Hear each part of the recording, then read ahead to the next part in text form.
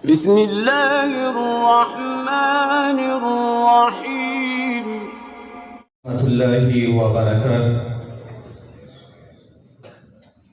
نحمده ونصلي على رسوله الكريم.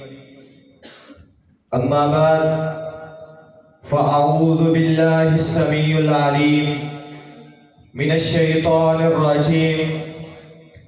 بسم الله الرحمن الرحيم.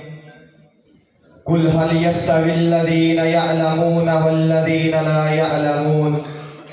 My honorable guests, respectable teachers, and your audience, Assalamu alaikum wa rahmatullahi wa barakatuh. Today I am standing here to share my views to my audience about importance of madrasa in our society.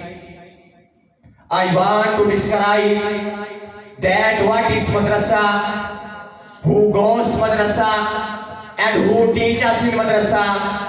First of all, what is madrasa?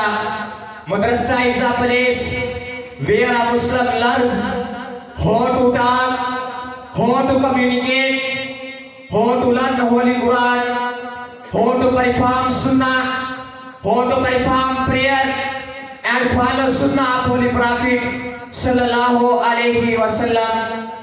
We are having two types of education in our society: contemporary education, Islamic education.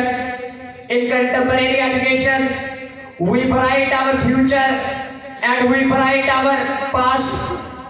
But in Islamic education, we bright our present, we bright our future, we bright our past, and we bright our akhirah. So madrasa is playing a very important role in our society.